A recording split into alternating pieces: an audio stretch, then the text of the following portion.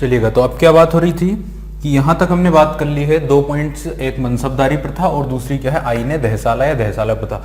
देखिए ये क्वेश्चंस बार बार आपसे पूछे जाएंगे हर एग्जामिनेशन में कि बताइए दीन इलाही धर्म किसने शुरू किया, या फिर आपसे पूछेंगे मनसबदारी प्रथा किसने शुरू की, या दहसाला प्रथा किसके समय पर थी, या फिर सबसे इंपॉर्टेंट सुलह एक कुल की नीति किसने अपनाई थी। ये 4 क्वेश्चंस ऐसे हैं जो अकबर के ऊपर से हमेशा पूछे जाते हैं। अगेन मैं रिपीट कर देता हूं, फर्स्ट मैंने बोला सुलह एक कुल की नीति, दीन इलाही धर्म स्टार्ट किया, फिर मनसबदारी प्रथा शुरू की, और चौथा है दहसाला सिस्टम या दहसाला प्रथा जो रेवेन्यू से रिलेटेड सिस्टम था। क्लियर हो गई बात, इतनी 4 पॉइंट ध्यान रखना। इसके अलावा जो एक चीज इंपॉर्टेंट है वो ये है कि अकबर के समय पर कितने प्रांत थे, अकबर के समय पर कितने प्रांतों में पूरा साम्राज्य बटा हुआ था। आंसर जो होगा वो होगा 15। कितने थे? 15 प्रांत थे अकबर के समय पर। समझ गए? अकबर के गुरु कौन थे, अकबर के रिलीजियस टीचर कौन थे, तो आंसर आप लोगों को क्लियर होगा, वो भी कौन थे तो हम पढ़ चुके हैं। फतेहपुर सीकरी में रहने वाले एक मुख्य संत, सूफी संत शेख सलीम चिश्ती। क्लियर? ठीक है, अब आगे बढ़ते हैं और कुछ और मुद्दों के ऊपर गौर करते हैं। आप लोग पता है शेख सलीम चिश्ती के आशीर्वाद से ही 1569 में अकबर के को एक पुत्र हुआ था जिसका नाम उन्होंने उन्हीं के सम्मान में उन्हीं के ऊपर रख दिया था, सलीम। और वो जो था अकबर का सबसे बड़ा पुत्र जिसका नाम, जिसे बाद में कहा गया जहांगीर। जहांगीर और अकबर के जो रिलेशन थे, जो उन दोनों के रिश्ते थे, वो बिल्कुल भी अच्छे नहीं थे। दोनों के बीच में काफी खटास थी। क्लियर? अब देखिए क्या हुआ कि जहांगीर बार बार अपने पिता के खिलाफ रिवोल्ट करता था। Clear? So many time he was revolted against his father. Akbar के खिलाफ बार बार रिवोल्ट करता था, है ना। और जहांगीर को कहा भी जाता है, मैंने आप लोग बताया है, जहांगीर को कहा जाता है, सलीम को कहा जाता है बिगड़ेल औलाद। क्लियर? मुगल वंश की बिगड़ेल औलाद किसे कहा जाता है? जहांगीर को। ये पॉइंट ध्यान रखिएगा, मुगल साम्राज्य की या मुगल वंश की बिगड़ेल औलाद कहा जाता है सलीम को। तो सलीम बार बार रिवोल्ट करता था, बट बार बार अकबर उन रिवोल्ट्स को कंट्रोल कर लेते थे, मान सिंह को भेजकर या अपने सैनिकों को भेजकर। अब क्या हुआ कि इन 1598 1598 में, इन 1598 he again revolted against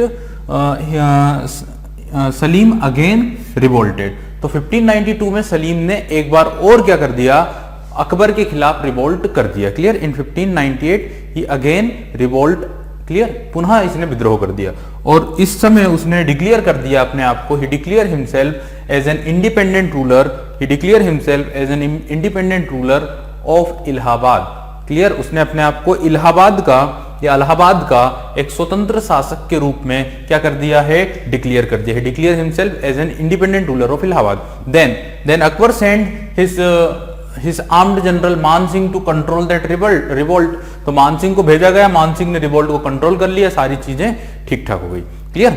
अब यहां पे ठीक है सब चलता रहा, बट इन 1602 में सलीम ने क्या किया, सलीम ने हत्या करवा दी किसकी, अबुल फजल की। ही किल्ड अबुल फजल, इसने मरवा दिया किसे, अबुल फजल को। और आप लोगों को पता अबुल फजल अकबर का एक प्रिय मित्र भी था और अकबर के 9 रत्नों में से एक भी था। समझ गए? तो अकबर को बेहद प्रिय था अबुल फजल और उसी की हत्या करवा दी किसने, उसी की हत्या करवा दी सलीम ने। क्लियर? अब इस बात से अकबर बेहद नाराज हुआ, अकबर काफी गुस्सा हुआ और उस गुस्से के कारण उसने ये घोषणा करवा दी, उसने ये डिक्लेयर कर दिया कि आफ्टर माय डेथ, मेरी मृत्यु होने के बाद, my successor is not Salim, मेरा उत्तराधिकारी सलीम नहीं बनेगा। My successor is not will be Salim. तो फिर कौन बनेगा? Then he declared my successor is the son of Salim Khusro. Salim के पुत्र खुसरो को मेरा उत्तराधिकारी बनाया जाना चाहिए आफ्टर माय डेथ। तो उन्होंने डिक्लेयर कर दिया था यहां पर कि मेरा सक्सेसर खुसरो होगा, ना कि कौन होगा, सलीम होगा। क्यों? क्योंकि सलीम से गुस्सा थे, सलीम ने ही हत्या करवाई थी किसकी, अबुल फजल की। और आप लोगों को पता है अबुल फजल एक काफी महान पोएट में से एक माने जाते थे और इन्होंने ही अकबर के ऊपर, अकबर की जो जीवन है उसके ऊपर एक बुक लिखी है जिसका नाम है आईने अकबरी या फिर अकबर नामा। क्लियर? चलिए आगे चलते हैं। तो यहां तक की बात हमारी क्लियर हुई। अब देखिए क्या हुआ इसके बाद की अगर हम बात करें तो यहां पे लिखा हुआ है अराइवल ऑफ ब्रिटिशर्स, ब्रिटिशर्स का भारत में आगमन। अराइवल ऑफ ब्रिटिशर्स का भारत में, तो ब्रिटिशर्स इंडिया में आए थे, अगर समुद्री रास्ते से बात की जाए, सी रूट से बात की जाए, तो वो लोग आए थे 1612 1612 में। कब आए थे? 1612 में। क्लियर? 1612 में आए थे। ठीक है। बट अगर लैंड एरिया की बात की जाए ना, जमीनी मार्ग से, तो जमीनी मार्ग से ना से तो पहले ही आ चुके थे। क्लियर? अगर समुद्री मार्ग की बात की जाए तो जो कैप्टन हॉकिंस के नेतृत्व में जो अंग्रेज आए थे वो आए थे 1612 में, when the Mughal ruler who ruled in India is known as Jahangir, it means Salim. But Akbar के टाइम पर भी ब्रिटिशर्स आ चुके थे 1599 में, और जो अंग्रेज आया था उसका नाम था John Mildenhall. John Mildenhall first Britisher था, फर्स्ट अंग्रेज था जो इंडिया आया था at the time of Akbar. But ये किस रूट से आया था? जमीनी मार्ग से आया। जमीनी मार्ग पता है ना, इंडिया में आने का रास्ता एक ही है, क्योंकि बाकी सब तो रास्ते बंद है, समुद्र है और ऊपर से हिमालय है, तो आने का एक ही रास्ता होता है, नॉर्थ वेस्ट, उत्तर पश्चिम। तो पाकिस्तान और सिंध और हिंदू कुश के रास्ते होते हुए इंडिया में आया था जॉन मिल्डन हॉल। ठीक है? अभी John Mildenhall first britisher बन गया है, और उसी के साथ एक व्यक्ति और आया था जिसका नाम था फिंच। क्लियर? तो एक और व्यक्ति था जिसका नाम था Ralph Fitch. Ralph Fitch Akbar के दरबार में उपस्थित हुआ था। जॉन मिल्डन हॉल तो सिर्फ आया था, बट अकबर के दरबार में जो ब्रिटिशर उपस्थित हुआ था उसका नाम था Ralph Fitch. Ralph Fitch first Britisher who visited the court of Akbar. Akbar के दरबार में जाने वाला पहला ब्रिटिश व्यक्ति कौन था? Ralph Fitch. चलिए आगे चलते हैं। अब देखिए अकबर के टाइम पर अकबर के कंटेम्परेरी जो ब्रिटेन की रानी थी उनका नाम था क्वीन एलिजाबेथ टेलर फर्स्ट। आपसे सिर्फ इतना ही पूछ लेंगे। क्लियर? एलिजाबेथ प्रथम भी बोला जाता है और पूरा नाम है क्वीन एलिजाबेथ टेलर फर्स्ट। तो that time the queen of Britain was Queen Elizabeth Taylor first. Clear? Queen Elizabeth contemporary थी किसके? अकबर के। और ध्यान रखिए जब अकबर की डेथ हो जाएगी ना, तब वहां पर रानी की जगह पर एक दूसरे जेम्स करके राजा का शासन शुरू हो जाएगा। जेम्स प्रथम या जेम्स सेकंड का रूल शुरू हो जाएगा, एक राजा का शासन, किंग का शासन। क्लियर? रानी का शासन किसके समय पर था? अकबर के समय पर। ध्यान रखिएगा, क्योंकि जब स्टीफन हॉकिंस आएगा तो वो जेम्स फर्स्ट का दूत बनकर आता है। क्लियर? Stephen Hawkins. और रानी, क्योंकि तब तक रानी की डेथ हो जाती है, तो Queen Elizabeth Taylor first is contemporary to Akbar. अब ये लोग जो आए थे ना, John Mildenhall and Ralph Fitch, ये लोग वापस ब्रिटेन गए, और वापस ब्रिटेन जाकर उन्होंने अपनी रानी उन्होंने पहले क्या किया? उन्होंने पहले एक ग्रुप बनाया। उन्होंने क्या किया? एक समूह बनाया। क्लियर? एक कई सारे जिसमें ट्रेडर्स थे, कई सारे व्यापारी लोग थे, उन व्यापारियों का एक ग्रुप बनाया इन लोगों ने। समझ गए? और वो जो ग्रुप था वो ग्रुप गया किसके पास? वो जो समूह था वो गया किसके पास? रानी के पास। क्लियर? तो मर्चेंट एडवेंचरस नाम से इन लोगों ने व्यापारियों का एक ग्रुप बनाया, मर्चेंट एडवेंचरस नाम से, और ये ग्रुप गया, ये समूह गया रानी के पास परमिशन लेने। They wants to trade with India. वो इंडिया के साथ या भारत के साथ या मुगल पीरियड में, मुगल काल के साथ क्या करना चाहते थे? व्यापार करना चाहते थे। इस बात की परमिशन लेने किसके पास गए? क्वीन एलिजाबेथ फर्स्ट के साथ। Clear? And Queen Elizabeth first permitted that the group of the merchants and she permitted for 15 year of trading. उन्होंने 15 साल तक व्यापार करने की अनुमति दे दी। रानी ने इन व्यापारियों के समूह को कितने साल तक अनुमति दे दी व्यापार करने की इंडिया के साथ? 15 ईयर तक। क्लियर होगी बात इतनी? This permission is known as charter. इस परमिशन को ही आगे चलकर क्या कहा जाता था? चार्टर। बाद में इसकी जो लिमिट थी ना वो 15 से बढ़ाकर 20 कर दी गई थी, 20-20 साल। क्लियर? ठीक है। पहली बार चार्टर या पहली बार परमिशन दी थी क्वीन एलिजाबेथ टेलर फर्स्ट ने। क्लियर? और फिर इसी के बाद इन 31 दिसंबर 1600 को बनी थी east India company. East India company जो काफी लालची कंपनी जिसे कहा जाता है, जो काफी लालची कंपनी थी, और जो इंडिया को जिसने लूटने के उद्देश्य से इंडिया में आई थी। इंडिया का जितना भी सोर्स था हर प्रकार से उसने इंडिया को क्या किया है? शोषण किया है। समझ गए ना? चाहे लेबर की बात कर लें, चाहे हम जनता की बात कर लें, चाहे हम मंदिरों के खजाने की बात कर लें, चाहे हम किसानों की बात कर लें, व्यापारियों की बात कर लें, हर प्रकार से इस कंपनी ने इंडिया का शोषण किया है। इंडिया के सोर्सेस को खींचकर लेकर कहां गए हैं? अपने देश ब्रिटेन में लेकर गए हैं। क्लियर। तो फिर 31 दिसंबर सन 1600 को, सन 1600 को ये कंपनी बनी, ईस्ट इंडिया कंपनी। और इस कंपनी का हेडक्वार्टर जो था ना, इस कंपनी का हेडक्वार्टर जो था वो था लंदन में। क्लियर। तो हेडक्वार्टर कहां पर था? लंदन में। इतनी बात क्लियर हो गई होगी आप लोग, क्योंकि यहां से क्वेश्चन आप लोग काफी बन जाते हैं एग्जाम में कि किसके समय पर अंग्रेज आए थे, रानी किसके समय की थी, किसके समकालीन थी, उस समय पर मुगल पीरियड में, मुगल काल में कौन राजा रूल कर रहे थे। तो ये सारी चीजें आप लोगों के लिए इंपॉर्टेंट है। चलिए आगे चलते हैं। अब अकबर की मृत्यु हुई थी इन 27 अक्टूबर 1605। 27 अक्टूबर 1605 को अकबर की डेथ हुई बाय डिसेंट्री। डिसेंट्री का मतलब होता है अतिसार रोग। क्लियर। फूड पॉइजनिंग भी बोल सकते हैं, या डिसेंट्री ही समझिए, अतिसार। क्लियर। तो अतिसार रोग के कारण इन 27 अक्टूबर 1605 1605 में इनकी डेथ हो गई थी। लगभग अगर हम देखें कि 1542 में जन्म हुआ था, तो यहां से 58 एंड 5 63 ईयर की एज में अकबर की क्या हो गई थी? डेथ हो गई थी, एट द एज ऑफ 63, है ना। यहीं पे ध्यान रखिए, डिसेंट्री से और किसकी डेथ हुई थी?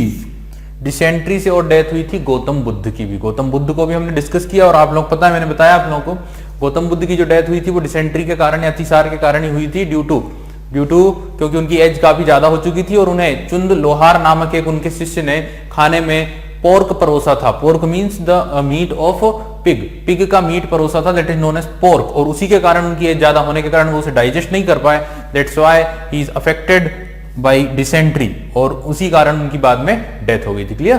कहां पर? कुशीनगर, देवरिया जिला, उत्तर प्रदेश में। चलिए, तो यहां पर हमारी बात हो गई है, अकबर की डेथ हुई 27 अक्टूबर 1605 को, और 3 अक्टूबर 1605 को ही, 3 अक्टूबर 1605 को ही अकबर बेड रेस्ट पर चला गया था। क्लियर। अकबर बेड रेस्ट पर चला गया था कब? 3 अक्टूबर 1605 को। जब अकबर बेड रेस्ट पर चला गया था ना, तब जाकर जहांगीर को चिंता हुई थी। समझ गए? सलीम को चिंता हुई, इसके पहले उसे कोई चिंता नहीं थी। ध्यान रखिएगा, 1602 में, 1602 में जब उसने हत्या कर दी थी अबुल फजल की ओर, तभी अकबर ने डिक्लेयर कर दिया था कि मेरा सक्सेसर, मेरी डेथ के बाद मेरा सक्सेसर सलीम नहीं होगा, उसका पुत्र खुसरो होगा। क्लियर। इस घोषणा का, इस डिक्लेरेशन का कोई डर नहीं था किसी सलीम को। डर कब हुआ? डर तब हुआ जब अकबर बेड रेस्ट पर गया 3 अक्टूबर को। 3 अक्टूबर को जब अकबर बेड रेस्ट पर चला गया, तब उसे डर हुआ, और उसे लगा कि कहीं अकबर की मृत्यु ना हो जाए, और अगर अकबर की मृत्यु हो गई तो सारा साम्राज्य जो है, मुगल एम्पायर जो है, वो मेरे पुत्र खुसरो के पास चला जाएगा। क्लियर। इस बात का डर किसे हुआ? सलीम को हुआ। Then Salim went to Akbar. Salim गया अकबर के पास मिलने, एंड फाइनली उसने अपने किए के लिए क्षमा मांगी, माफी मांगी। क्लियर। ध्यान रखिए, ही पर्डन टू अकबर, उसने अकबर से पर्डन किया, अकबर के सामने क्षमा मांगी। क्लियर। फाइनली, अंतिम रूप से। और देन अकबर ने उसे माफ कर दिया, अकबर ने उसे फ्री कर दिया। चलो ठीक है, कोई बात नहीं, गलती हो गई। और अकबर ने देन डिक्लेयर कर दिया उसे अपना सक्सेसर। क्लियर। 1605 में ही। हालांकि शुरू में अकबर नाराज था, तो वो राजी नहीं हुआ, बट जब टोडरमल और मान सिंह जैसे लोगों ने अकबर को समझाया, देन ही तब वो समझ गए, और उसने फिर डिक्लेयर कर दिया अपना सक्सेसर सलीम को। Then Salim, after the death of Akbar, Salim became the next ruler of Mughal empire. और फिर सलीम के ही शासनकाल में रिवोल्ट करेगा कौन? उसका पुत्र खुसरो। यहां से स्टार्ट होता है। मुगल पीरियड में, मुगल काल में पुत्र के द्वारा पिता के खिलाफ रिवोल्ट का जो सिलसिला है वो जहांगीर से शुरू होता है। एक्चुअल में मतलब अकबर से शुरू होता है। अकबर ने रिवोल्ट नहीं किया, अकबर के पुत्र ने किया। किसने? जहांगीर ने। फिर जहांगीर के समय कौन करेगा? उसका पुत्र, जिसका नाम क्या है? जिसका नाम होगा खुसरो। और फिर शाहजहां के टाइम पर कौन करेगा? औरंगजेब करेगा। क्लियर। और फिर औरंगजेब के टाइम पर रिवोल्ट करेगा, क्योंकि उसका भी एक पुत्र हुआ करता था, अकबर नाम से रिवोल्ट करता है, अकबर सेकंड या अकबर फर्स्ट, अकबर द्वितीय। क्लियर। तो इस तरह से चीजें ध्यान रखिएगा आप लोग। चलिए, अब हम बात कर रहे हैं कि इनकी डेथ हो गई थी कब? 27 अक्टूबर 1605 को Akbar dead by dysentery. Dysentery नामक रोग के कारण, अतिसार नामक रोग के कारण। और फिर अकबर की जो टॉम्ब है, अकबर की जो समाधि है, वो बनवा दी गई थी कहां पर?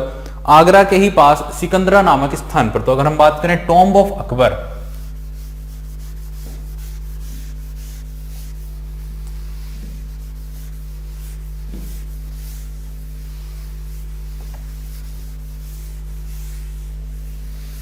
तो यहां पे जो पॉइंट होगा वो ये होगा, टॉम्ब ऑफ अकबर, अकबर की समाधि। तो ध्यान रखिए, अकबर की जो समाधि है वो कहां पर है? वो है सिकंदरा, इन सिकंदरा।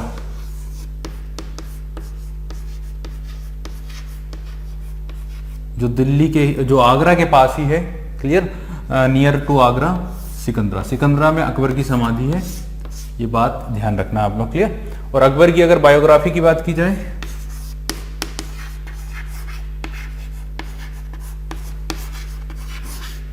तो उसका नाम है आईने अकबरी या Akbarnama.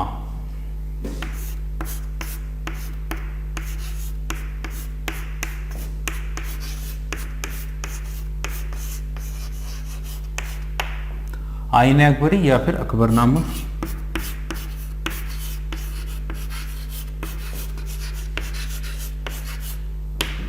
That was written by Abul Fazal, जिसे लिखी थी अबुल फजल ने।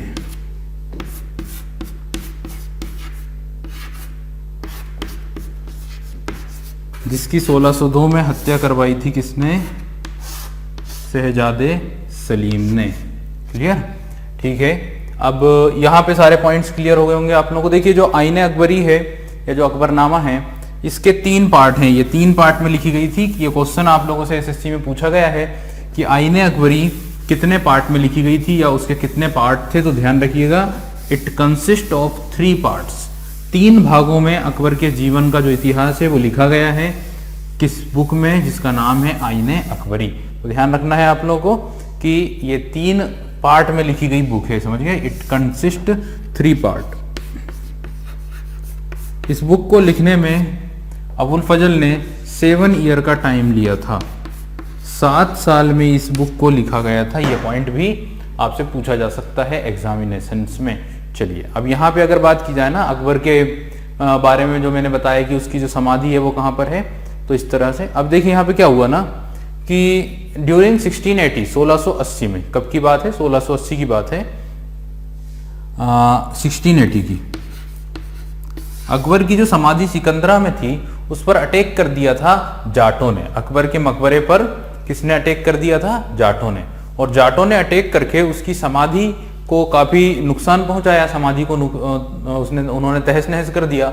और अकबर के बॉडी के जो अवशेष थे, अकबर के शरीर के जो अवशेष थे, उन्हें बाहर निकाला और उन्हें क्या कर दिया? जला दिया। क्लियर? तो ये जो काम था ये जाटों के द्वारा किया गया था 1680 में, 1680 में। तो आपसे ये क्वेश्चन भी आ सकता है कि ऐसा कौन सा मुगल बादशाह है जिसे पहले दफनाया गया और बाद में जलाया गया। क्लियर? तो अकबर ही वो बादशाह थे जिनकी बॉडी को पहले दफनाया गया था, देन उनकी बॉडी के अवशेषों को जाटों ने उस समाधि में से निकाल कर उसे क्या कर दिया था? जला दिया था। क्लियर?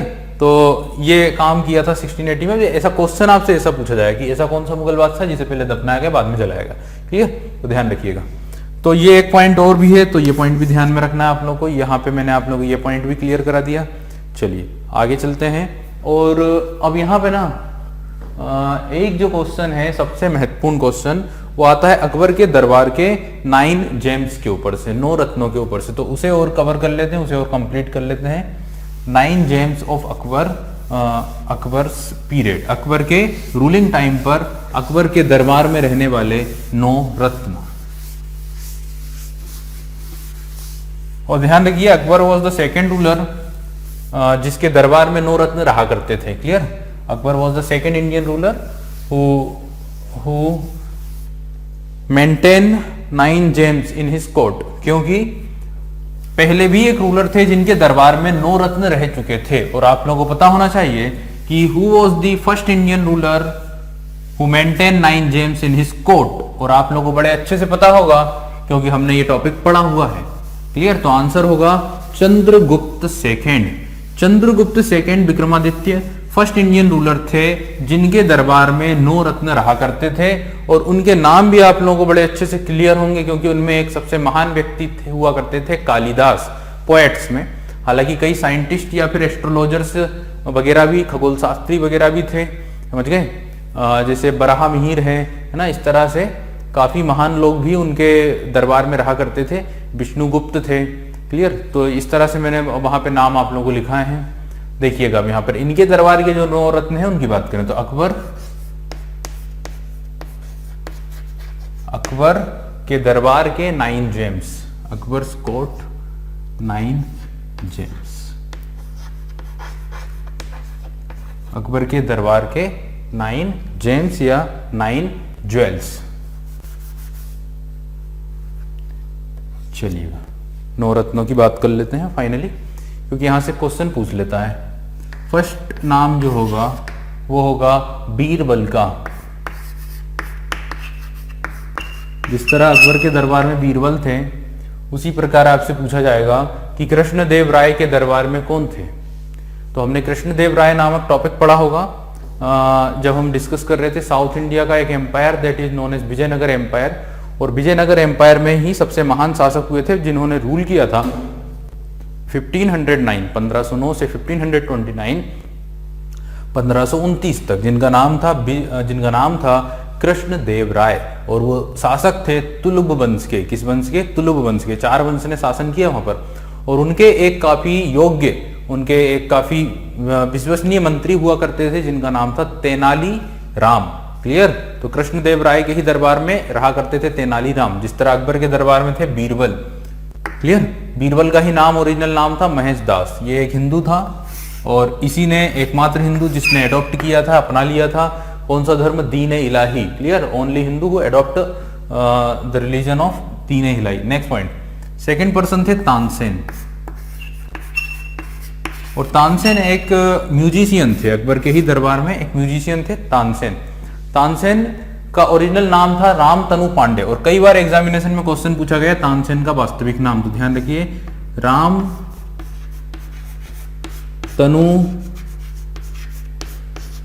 पांडे। इनकी जो समाधि है तानसेन की, या इनका जो किला है वो है ग्वालियर में। कहां पर है? ग्वालियर में। ठीक है, नेक्स्ट पॉइंट। तीसरा नाम जो है वो है मान सिंह। और आप लोगों को पता होगा बड़े अच्छे से कि मान सिंह आमेर के शासक भारमल के ही क्या थे? पुत्र थे। और इन्हें अकबर ने अपॉइंट किया था अपना सेनापति। ये अकबर की सेना के क्या थे? सेनापति थे, आर्म्ड जनरल के रूप में थे। क्लियर? चौथा नाम है टोडरमल।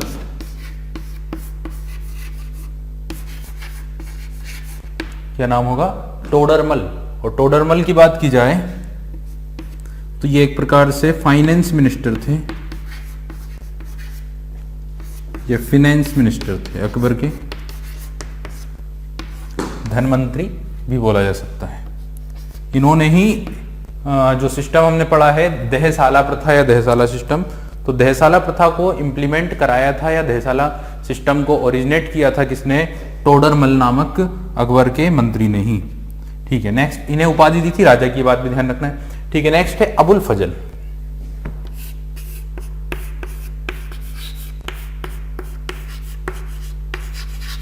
ये एक पोएट थे। नेक्स्ट, अब्दुल रहीम खान खाना। इनके बारे में भी कहा जाता है कि ये भी एक पोएट थे। और बाबर की जो बुक थी तुजू के बाबरी, उसे बाबरनामा नाम से फारसी भाषा में इन्होंने ही क्या किया था? ट्रांसलेट कराया था। क्लियर? अब्दुल रहीम खान खाना। और अब्दुल रहीम खान खाना पुत्र थे किसके? He was the son of Bairam Khan. चलिए नेक्स्ट 7, यहां पे नाम आता है फैजी, और ये भी एक पोएट ही थे। नेक्स्ट 8 नंबर पे नाम आ जाता है मुल्ला दो प्याजा।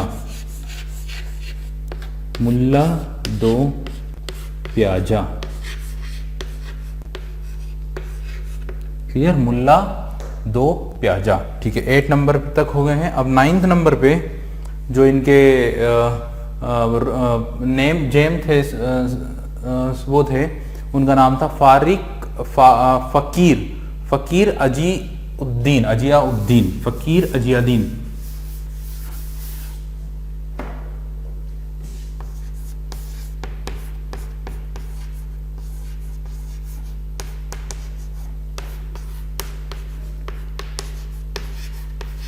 फकीर अजियाउद्दीन। क्लियर? तो इस तरह से हमने अकबर के दरबार के 9 ज्वेल्स या 9 जेम्स के बारे में बात की, या अकबर के दरबार के 9 रत्न जिनके नाम मैंने आप लोग बताए हैं। और शुरू से आखिरी तक अकबर के बारे में हमने मैक्सिमम चीज़ों को कवर करने की कोशिश की है। फिर भी मुझे लग रहा है कि कुछ ना कुछ पॉइंट्स होंगे जो हमने शायद डिस्कस नहीं किए होंगे, कुछ छोड़ दिया होगा। तो जो भी पॉइंट अगर कोई सा पॉइंट छूटा है तो उसे आप अपने आप उसे देख लें, उसको आप अगेन क्या करें, उसे भी नोट डाउन कर लें। क्लियर? क्योंकि जब आप एग्जाम में जाएंगे तो आपको पूरी तैयारी के साथ जाना है, कोई भी ऐसा पॉइंट छूटे ना। बस इतनी कोशिश हमारी है कि एग्जाम में जो क्वेश्चन आए वो हमारे दिमाग में अगर हमने कहीं ना कहीं पढ़ा हो, बस इतना जरूर हो, तो हम उसको ये है कि 90% तक हम सही लगा सकते हैं अगर हमने सुना है, अगर उसके बारे में हल्का सा भी डिस्कस किया है तो। क्लियर?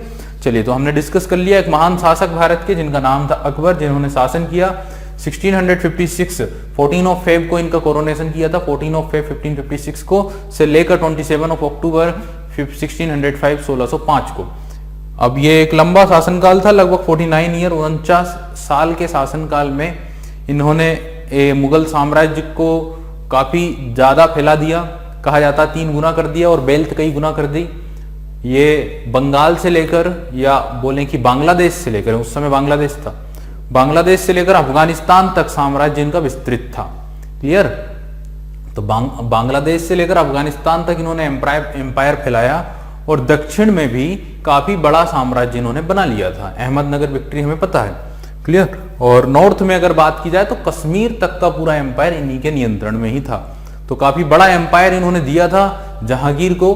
बट बाद के जो रूलर थे जैसे जहांगीर, शाहजहां, हालांकि इन्होंने भी मेंटेन करा उसे, लेकिन औरंगजेब के बाद से ये जो एम्पायर था उसका डिमोलाइजेशन शुरू हुआ था। औरंगजेब ने भी ठीक ठाक तरीके से रूल किया था। चलिए, तो यहाँ पर अब हम बात करेंगे अकबर के बाद नेक्स्ट रूलर की, जो उसका पुत्र का शासन शुरू हुआ और जिसे कहा जाता है बिगड़ेल औलाद, मुगल साम्राज्य की, मुगल वंश की बिगड़ेल औलाद। तो यहाँ से स्टार्ट करते हैं जहांगीर को।